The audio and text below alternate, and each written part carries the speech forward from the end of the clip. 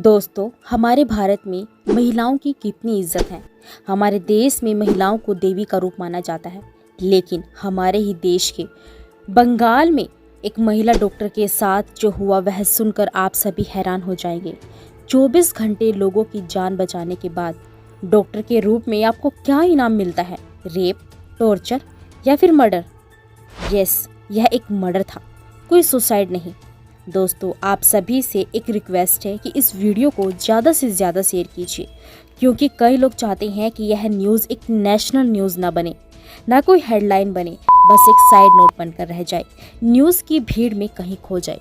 क्योंकि इस घटना को लेकर डॉक्टर्स को छोड़कर इस बात की परवाह किसी को भी नहीं है। दोस्तों, आज की जो सच्ची घटना है वह पश्चिम बंगाल की राजधानी कोलकाता की है, जहां पर एक बहुत ही मेधावी और समर्पित महिला डॉक्टर जो चेस्ट मेडिसिन विभाग की पोस्ट ग्रेजुएट छात्रा थी, अपने पेशेवर जीवन में नई ऊंचाइयों को छू रही थी। यह महिला डॉक्टर जिसने अपने जीवन के अंतिम पलों में अत्यधिक यातनाएं सही, एक साधारण परिवार से आई थी। बचपन से ही उसे शिक्षा का महत्व समझ में आ गया था और उसने अपनी मेहनत और लगन से मेडिकल की पढ़ाई पूरी की।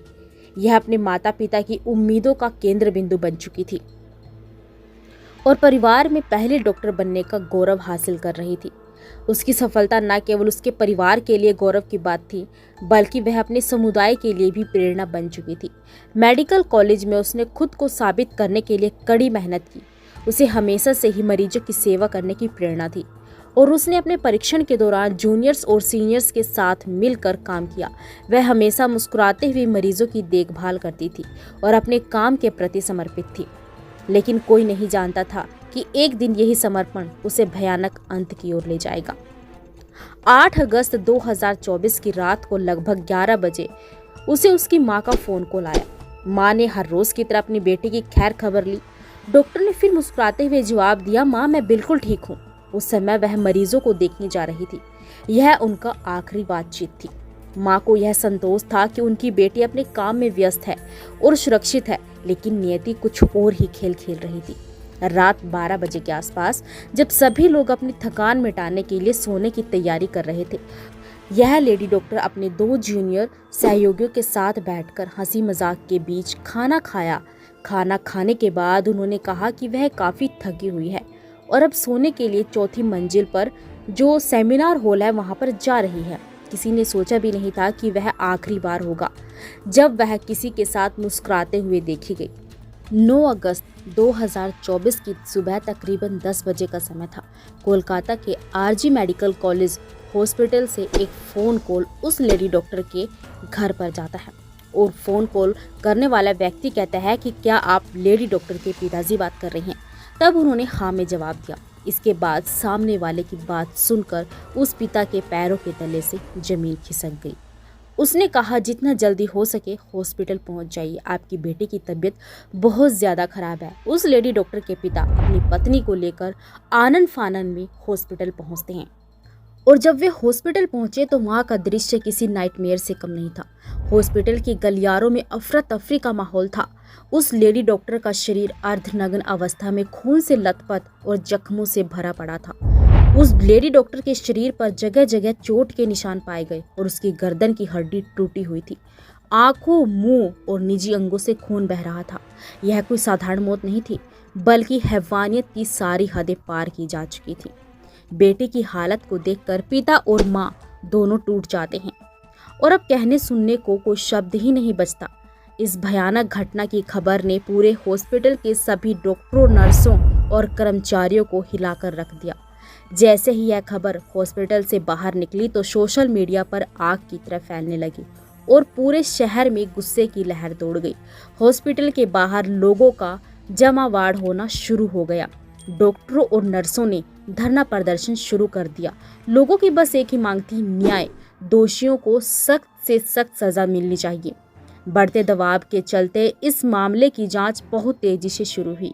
जांच अधिकारियों ने मामले की जांच शुरू की, लेकिन शुरुआत में हॉस्पिटल प्रशासन ने इसे एक आत्महत्या के रूप में पेश करने की कोशिश की थी।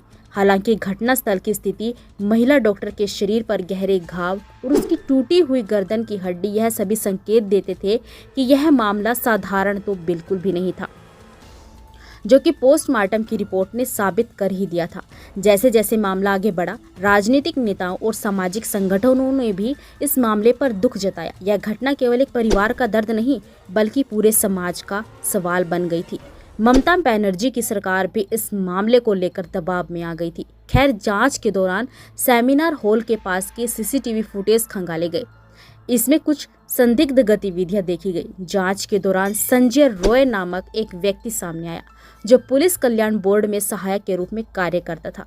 वह अक्सर हॉस्पिटल में आता जाता था और उसे संदेह की निगाहों से अब देखा जाने लगा। उसी जांच के दौरान पुलिस को सेमिनार हॉल के पास एक ब्लूटूथ डिवाइस मिला। पुलिस ने जब उस ब्लूटूथ डिवाइस को चेक किया, जो कि बुरी हालत में टूटा हुआ था, यह डिवाइस संजय रॉय का निकला। फिर उसे तुरंत हिरासत में लिया गया। अब संजय रॉय का इतिहास और उसकी गतिविधियां किसी से छिपी हुई नहीं थी। उसने कई शादियां की हुई थी। हर बार जब उसका मन भर जाता था तो वह अपनी पत्नी को छोड़ देता था। उसकी एक पत्नी की संदिग्ध परिस्थितियों में मौत भी हो गई थी, लेकिन उस समय किसी ने इसकी कोई शिकायत नहीं की थी और वह खुद को एक पुलिस वाला बताता था। जांच के दौरान पुलिस को कई चुनौतियों का सामना करना पड़ा। संजय रॉय की गिरफ्तारी के बाद उसने पहले तो किसी भी अपराध को स्वीकार नहीं किया, लेकिन बाद में जब उससे कड़ी पूछताछ की गई, उसको इस कड़ी पूछताछ का सामना करना पड़ा, तो उसने अपने अपराधों को कबूल कर लिया।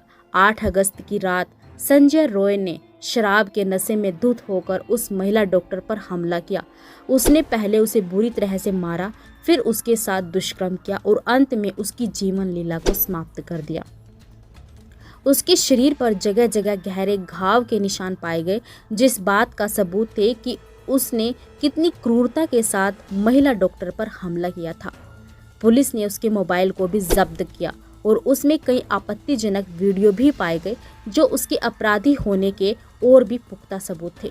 फिर पुलिस ने संजय रॉय के खिलाफ भारतीय न्याय संहिता की धारा 64 और धारा 103 के तहत मामला दर्ज किया और शियालदा अदालत में उसे पेश किया गया, जहां पर उसे 23 अगस्त तक पुलिस रिमांड में रखे जाने की मंजूरी मिली।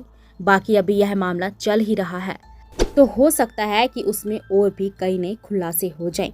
तो दोस्तों, इस घटना ने हमें सोचने पर मजबूर कर दिया है कि हमारा समाज किस दिशा में जा रहा है। इस घटना ने हमें यह भी सिखाया है कि समाज में महिलाओं की सुरक्षा के लिए केवल कानून ही नहीं, बल्कि समाज की सोच और जागरूकता भी महत्वपूर्ण है।